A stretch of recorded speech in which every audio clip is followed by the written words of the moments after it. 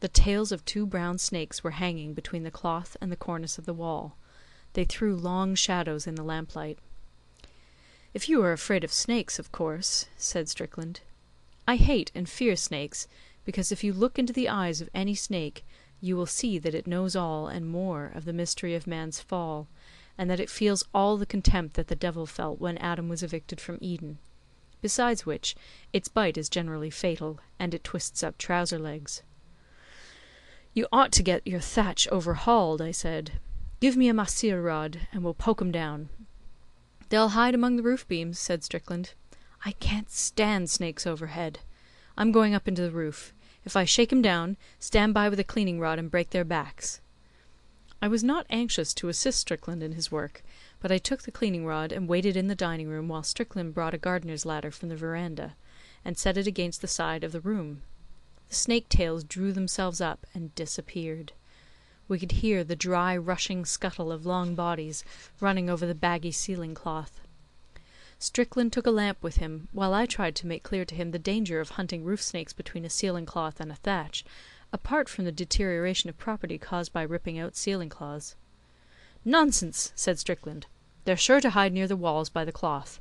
The bricks are too cold for 'em, and the heat of the room is just what they like." He put his hand to the corner of the stuff and ripped it from the cornice. It gave with a great sound of tearing, and Strickland put his head through the opening into the dark of the angle of the roof beams. I set my teeth and lifted the rod, for I had not the least knowledge of what might descend. Said Strickland, and his voice rolled and jumbled in the roof.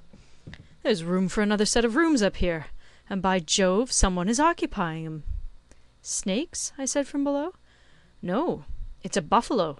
Hand me up the 2 last joints of a mahseer rod, and I'll prod it. It's lying on the main roof beam." I handed up the rod. "What a nest for owls and serpents! No wonder the snakes live here," said Strickland, climbing farther onto the roof. I could see his elbow thrusting with the rod. "Come out of that, whoever you are. Heads below there, it's falling." I saw the ceiling cloth nearly in the centre of the room, bag with a shape that was pressing it downwards and downwards toward the lighted lamp on the table. I snatched the lamp out of danger, and stood back. Then the cloth ripped out from the walls, tore, split, swayed, and shot down upon the table, something that I dared not look at, till Strickland had slid down the ladder and was standing by my side. He did not say much, being a man of few words, but he picked up the loose end of the tablecloth and threw it over the remnants on the table. "It strikes me," he said, putting down the lamp, "our friend Imray has come back." "Oh, you would you?" There was a movement under the cloth, and a little snake wriggled out, to be back-broken by the butt of the mahseer rod. I was sufficiently sick to make no remarks worth recording. Strickland meditated and helped himself to drinks. The arrangement under the cloth made no more signs of life. "Is it Imray?" I said. Strickland turned back to the cloth for a moment and looked. "It is Imray," he said, "and his throat is cut from ear to ear." Then we spoke both together and to ourselves. That's why he whispered about the house. Tietjens in the garden began to bay furiously. A little later her great nose heaved open the dining room door. She snuffed and was still. The tattered ceiling cloth hung down almost to the level of the table, and there was hardly room to move away from the discovery. Tietjens came in and sat down, her teeth bared under her lip and her forepaws planted. She looked at Strickland. "It's a bad business, old lady," said he.